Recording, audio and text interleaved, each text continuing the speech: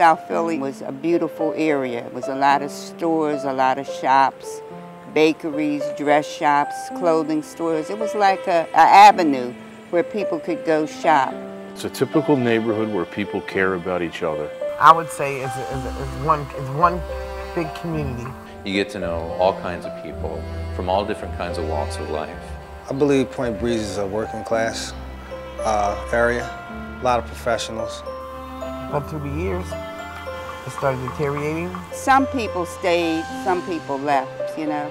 A lot of my friends, they lived in other areas. They couldn't understand why you want to live in South Philly. It's the ghetto, but it's convenient for transportation. You don't drive, you can get the bus. You know, it's accessible to everything. It's a great place for people to move who are looking to buy their first house, which is why I came here.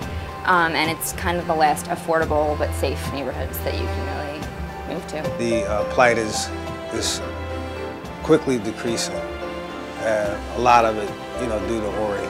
Well, Ori bought a house around the corner, the 3-story house on the corner.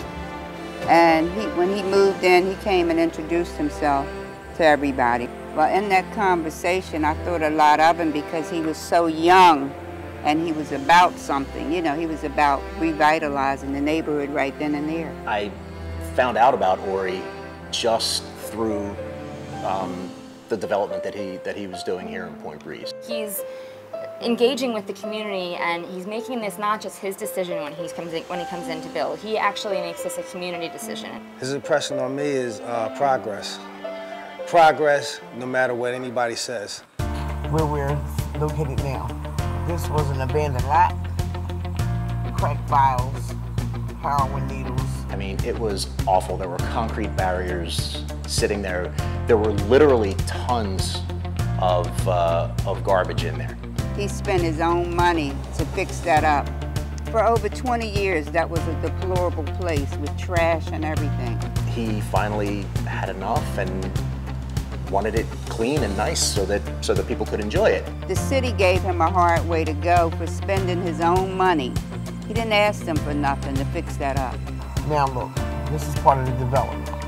I don't know about anybody else, but I love to see it. I believe if Ori does become a council person, that he will look out for not only Point Breeze, but South Philly as a whole. He makes a lot of connections with you know, civic associations and with people who are community leaders to make sure that they understand. He's direct and to the point.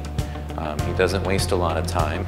Someone like that could do well in, you know, city council. 2 blocks away on Naudane, a woman close to my age, a doctor who worked at the University of Pennsylvania, was murdered. There are only 2 ways to get to that street, east or west. So you've got a 50-50 shot of catching somebody coming into that street from the cameras.